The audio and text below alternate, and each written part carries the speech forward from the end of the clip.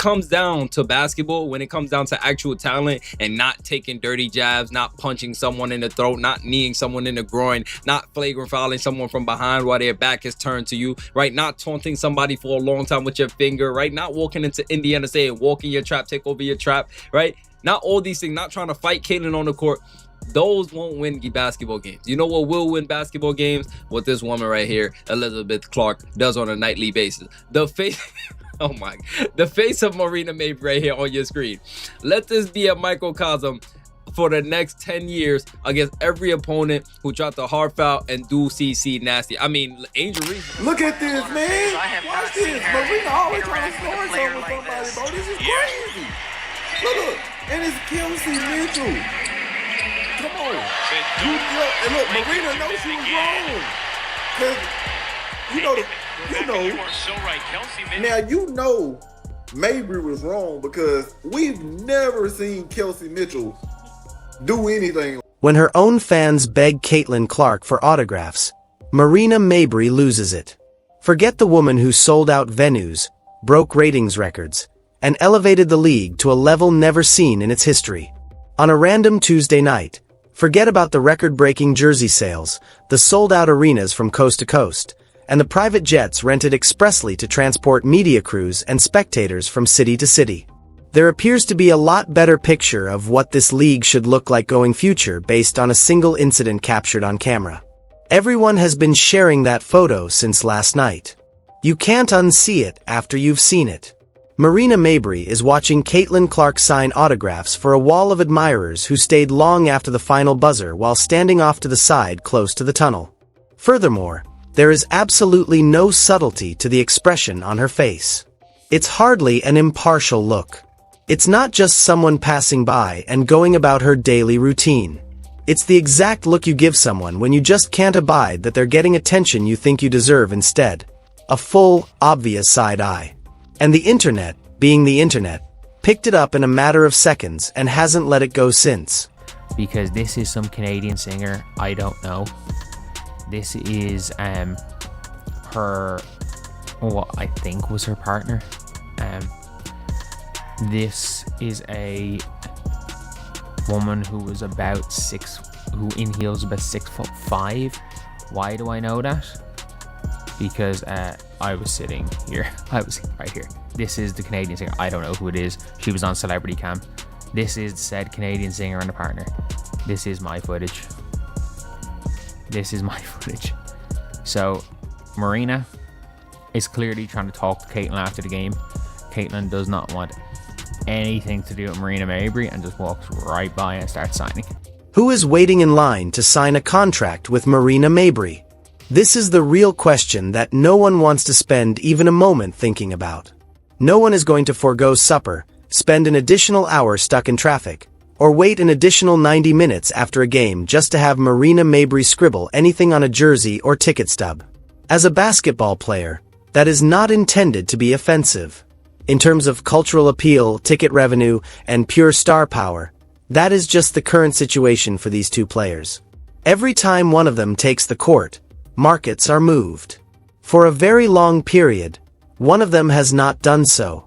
And it appears that this growing distance, which has only gotten wider throughout the season, has now caught up to her in a way that she was actually unable to conceal from the cameras this time. Look at that. Threes, please. Threes, please. Okay, MHA, what you gonna do with it? You know you don't want to give it back. Oh, look at that. KK.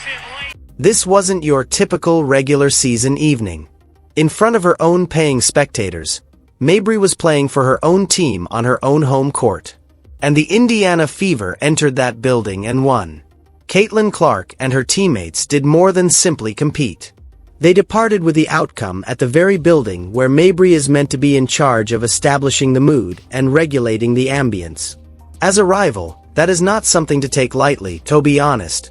What we're witnessing from CC is really absurd. Right now, she is hooping on another world. God, oh God. She worked hard last night. She put my Toronto club, the Toronto Tempo, to the test. Additionally, it was Caitlyn Clark's first game in Toronto and her Canadian debut, and she did not let anyone down. Excited, she departed the entire nation of Canada. 4 3-pointers, 7 assists, 24 points, and, to be honest, just cooked. I've seen some absurd containers. She is the league's most thrilling player to watch. I'm unable to, and no matter who you are or how long you have been in the league, losing at home is always difficult for a team. But losing at home while the biggest star of the other team signs autographs for a long line of fans who came especially to see her play over the entire post-game period? Long after the box score has been filed away and forgotten by everyone else, a competitive person still has that kind of night. This is precisely what people mean when they say that she was salty on the internet. Gonna lie, what we're seeing from CC is freaking ridiculous. She is hooping on another planet right now. Oh my God. Last night, she put the work. She put belt to ass on my Toronto team, on the Toronto Tempo.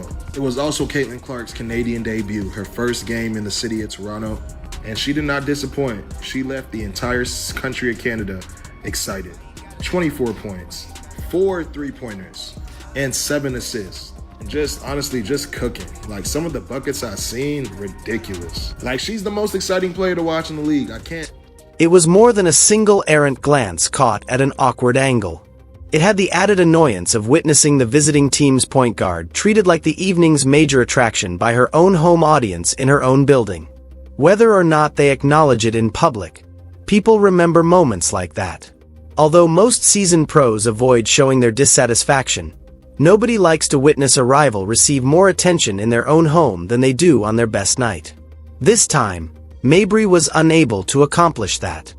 100% like aware. I know when I went too far with things, like, and it's like shameful. It's like, really, Marina, like, that was ridiculous. So like, for example, the Caitlin thing, like when the play was over and everyone was like, that was obvious that my emotions of us losing and losing and losing, and then she's like low-key punking our team on top of it. Like, that was too far. Like, that was too much. But then when you go to like Unrivaled this season, and like the little scuffle between me and Suge, like, that was perfect. Because it was just enough that it like fueled me and the team. But then on the flip side, like when we were in Indiana and it was, everyone's booing us, like it feels like shit. We end up losing by like 25. And it's like, Marina, that's your fault, buddy. Like, you can't do that. The entire event feels even more significant because it wasn't the only flashpoint from that specific night.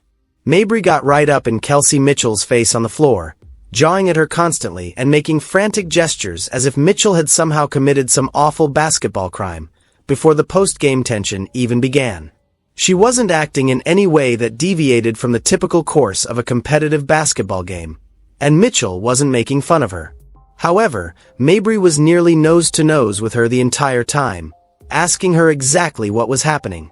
They both gestured in the same direction. People will undoubtedly talk about the heated altercation with Mitchell during live game action and the obvious side-eye shown to Clark after the final buzzer went off. It was difficult to ignore, whether it was a moment of emotion, rivalry, or frustration. Throughout the game, Mabrey was clearly agitated.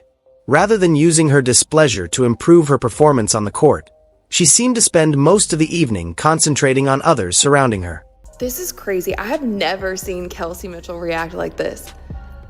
I honestly don't think I've ever seen Kelsey Mitchell get this mad. Get so mad to get up in somebody's face. What happened? What did Marina Mabrey do to evoke this out of Kelsey Mitchell? Also, you guys, look at Marina Mabrey's reaction. She doesn't even do anything. Kelsey gets in her face, she's yelling at her, and Marina Mabrey just looks at her and walks away. Like, this is even crazy for Marina. She has crowned herself the crash out queen.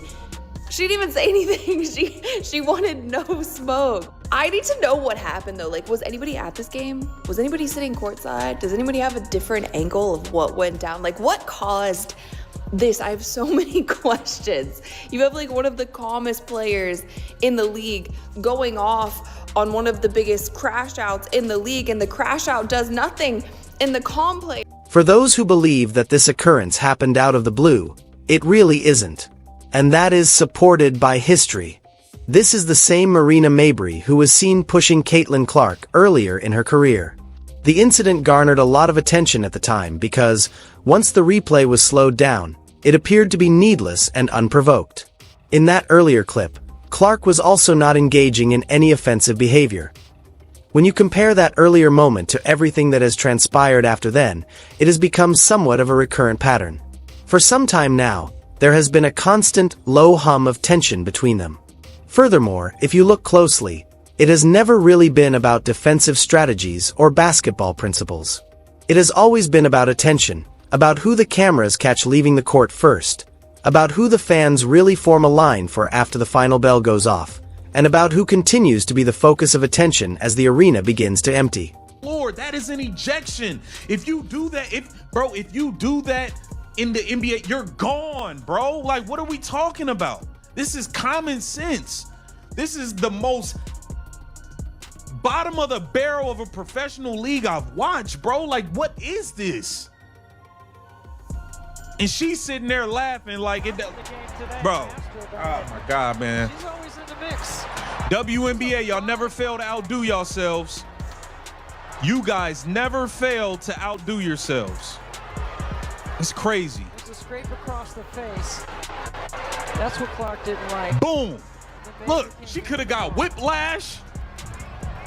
She could have got whiplash, all type. Thus, there is an indisputable poetry to the way this season has unfolded. Seeing Mabrey's annoyance erupt in real time, witnessing her own team continue to falter while Clark's team continues to rise steadily in the standings, and witnessing her being clearly outmatched on her home floor in front of her own supporters. There is something almost karmic about witnessing someone who once put real effort into trying to get under the skin of a rising star now clearly struggling in front of everyone to even comprehend that same star's continued rise to the top of this sport. Not because anyone truly wants to see a fellow professional fail or struggle in their career. Marina Mabrey gets honest about Caitlin Clark's shove. 2 days after the shove, heard around, I'm pretty sure that means around the women's basketball world, Mabrey was heard saying, D word if I do, D word if I don't. While on Instagram Live. You need to stay off them Instagram Lives. Then she goes on to say, I don't care, honestly. I really don't. Obviously, I'm not trying to hurt anybody. I'm not trying to go after a certain player for certain. Yeah, okay. You're not trying to go after a certain player. You're not trying to hurt nobody.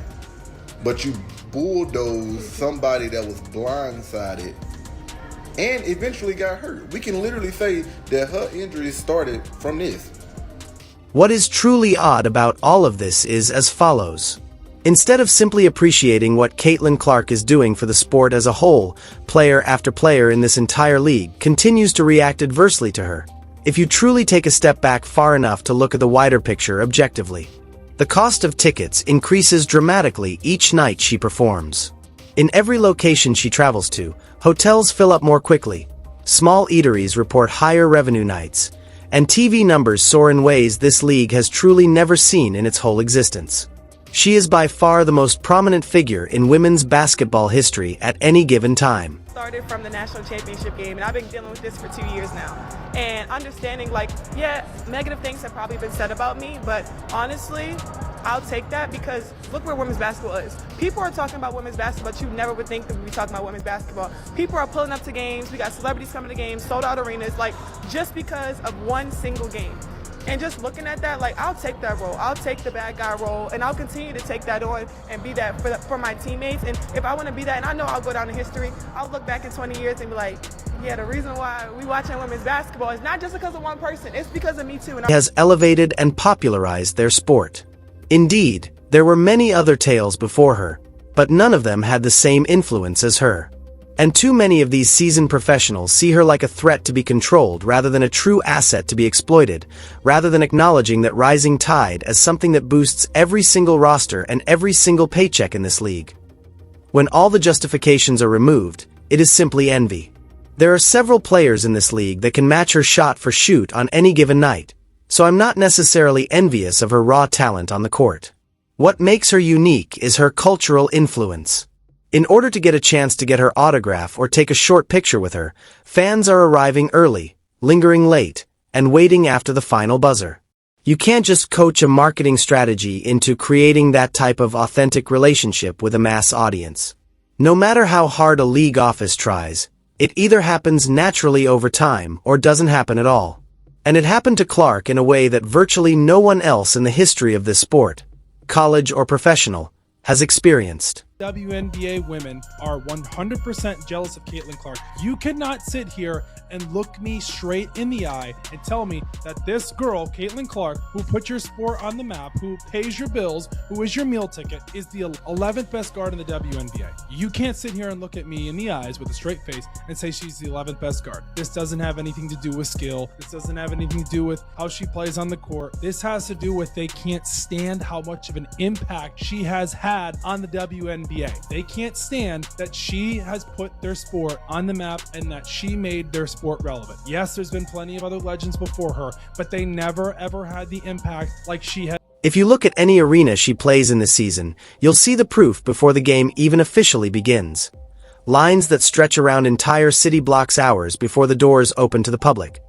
Parents holding up handmade signs their children made at home the night before using glitter and poster board. And grown adults who have never watched a WNBA game in their lives suddenly showing up because their daughter wanted to see this one player in person. That isn't fake buzz created by some marketing department. Even if the league had tried for 10 years in a row, they could not have intentionally created that natural cultural phenomena. Before, like, I don't know if I would ever do that, but I really appreciate their support. Like, that's a really cool thing, and it just shows how much this one opportunity means to people to be able to see a player that they probably watched on TV a lot and experience a moment that they've, felt through the TV screen or, seen online, and I think that's a really cool thing, so I'm just super excited that. But my goodness, man, this is insane. It's crazy, the Caitlin Clark effect. To be fair, depending on who is interpreting it, Marina Mabrey's expression in that widely shared picture will be interpreted in 100 various ways. Her supporters will undoubtedly claim that it is greatly exaggerated, that it is merely a single frame taken from a much longer video, that one expression was captured at the perfect moment, and that no one watching from home can truly know with certainty what she was thinking at that precise moment. On the surface, that is a valid point to make.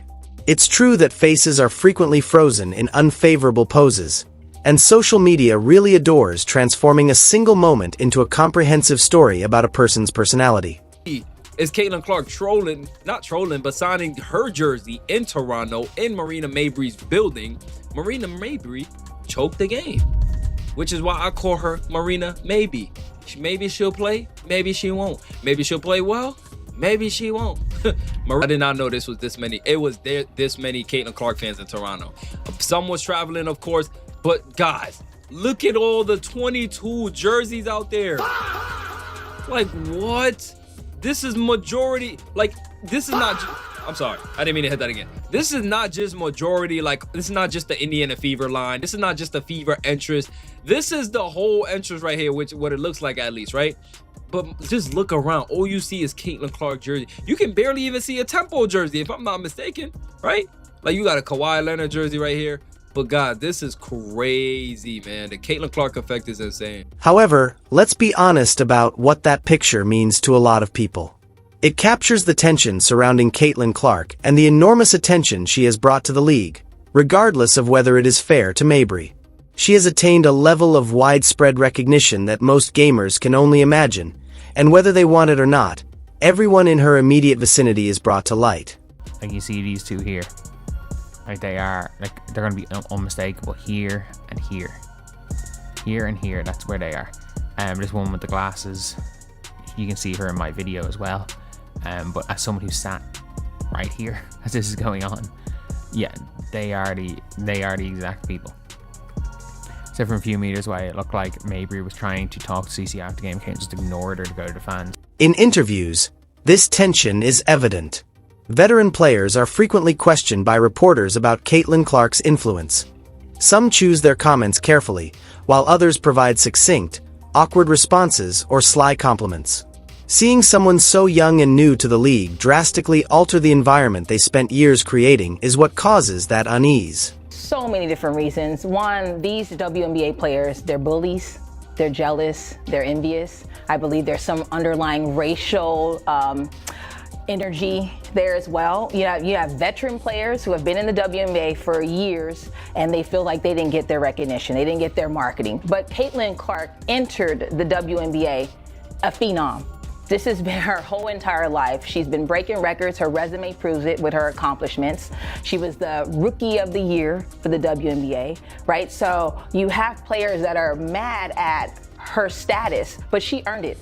She earned it. She's fought for it. She's very competitive. She's an athlete. And they're trying to take little digs at her when they can. And these refs, they're senile. This is the aspect of the narrative that is obscured by the drama. Caitlin Clark didn't take center stage. Before she ever joined the WNBA, she amassed a sizable fan base in college thanks to her amazing passes, logo threes, and college career. She didn't bargain for worldwide recognition, significant endorsements, or record jersey sales. Millions of people decided she was worth watching on any given summer night, and they did it. Yeah, I mean, I'm super excited to be here. This is my first time in Canada in general, so it's been cool to be here and experience their culture and be in Toronto and experience the city. So just super excited about that. Obviously, I've traveled internationally and played in a lot of different places, and I think it's really fun to just see different parts of the world. And you know, basketball is a game that brings a lot of people together, and I think that's what's so amazing about it. And I think that's kind of what I've experienced and been able to see from afar for them through their first season. It's just the amount of people that are supporting the tempo and are excited about the tempo and excited about women's basketball in this country. And obviously their NBA team here is fantastic, so that certainly helps as well. But I think that's the biggest thing is just the excitement. I mean, even at our hotel last night, there was a few people that came up to us and were like, you know, we love the tempo and we're so excited for the game tomorrow. They maybe said they would be cheering for us this game, but just to see their excitement and their joy for the tempo and just basketball in general is really cool. A league office cannot create that kind of popularity, nor can a cunning marketing strategy compel it. It happens organically because a large audience is truly moved by Caitlin Clark's style of play, demeanor, and performance under duress. Marina Mabrey won't be the last player to deal with that fact, nor is she the first. However, fans will make their own judgments when this level of rage is captured on tape. And at the moment, they witness one group of players doing something monumental while others clearly find it difficult to watch.